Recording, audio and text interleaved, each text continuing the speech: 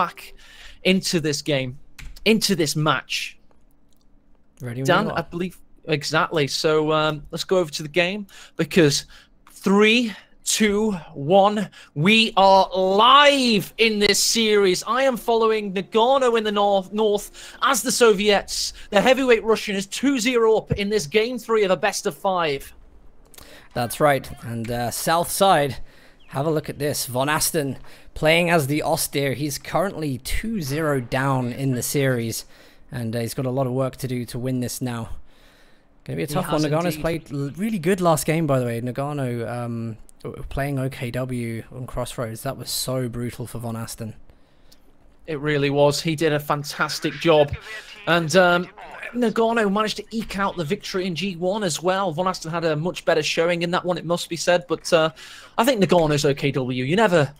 You're never really going to do a great job against that because it's probably the best player faction combination in the game today. But this is different factions, Dan. So tell us what Von Asten needs to do to get into this one.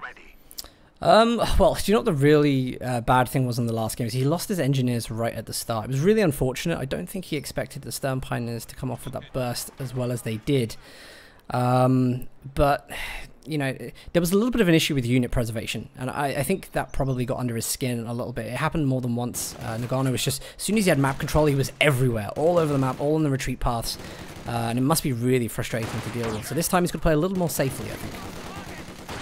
That's a good shout. He's got to play more safely. But this this start game from Von Asten looks aggressive. He's gone in with a Grenadier and the Pioneer to push away the Combat Engineer, and also he's done a good job of capping the fuel with that MG. It's also a really good spot for the MG to have up right at the start of the game. Want to be covering those channels. Needs to be careful though. There is an Engineer which could come around the back. Just capping that VP on the right at the moment. Needs to be careful. That's a good shout, Dan. Elsewhere, we've got a Grenadier against his conscript behind the van. Here comes a Pioneer to help the situation. Nagano getting pushed back ever so slightly. Oh, look at that. He's not able to get the fuel on that side. But at the very least, he has stopped Nagano from getting his fuel resource, which is always important. Let's see how quick Nagano's been utilizing tech in the game. There's the suppression on the engineers from the MG42, but a great flank from the conscripts.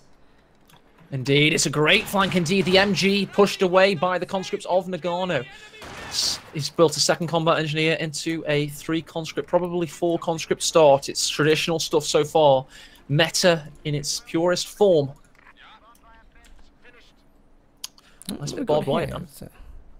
Where are you seeing? Oh, by the cutoff next to Nagano's base. Look at that from Von Asten. I do like that, yeah. We saw Love Nest famously get the Soviet green sandbags earlier. Nice. That little Hague sandwich, we called it. Nothing from that here, though. Von Asten's, because he's basically put everything on the left-hand side now, he made an aggressive push there. Now he's really got to protect that cutoff, and I think this is a difficult one because there's not really a lot of green cover positions in Von Asten's favour. Von Asten with the MG darting around, trying to get a good position. Grenadier is out of cover against combat engineers here. They just want to stop them from neutralizing the fuel. Ooh, flamethrowers coming flanking here. Needs to be careful.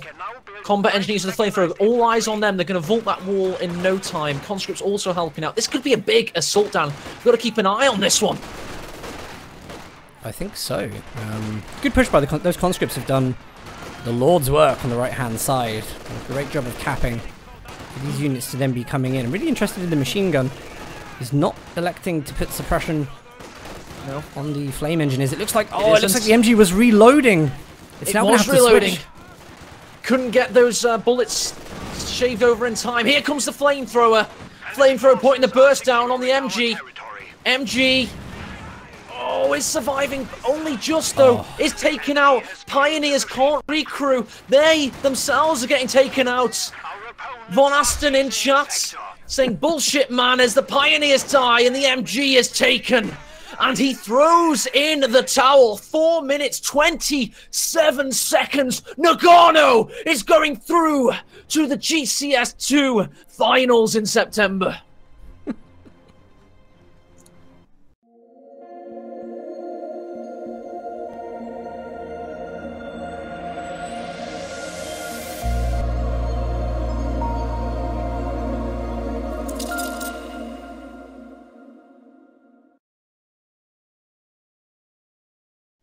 what a surprise. The final is actually always really underwhelming at this stage, don't you think? They always end up being really short. That's 2 3-0s actually in the finals of the qualification round so far. Congratulations, Nagano. I'm actually really excited for him that he's going to be able to travel overseas for a massive live event in a community that he's been a part of for so long. Like, credit to him. I think it's absolutely deserved there. But what went on with Von Asten? I mean, just because you lose the MG, 500 VPs? Come on, like, you got to be able to fight back. And he tilted and he threw in the towel. He capitulated. He gave up, and it's not attractive, and it's not what the fans want. But that's what he felt as a competitive player he had to do. He was tilted. He raged. He rage quit. He quit the tournament in a final in a game 3.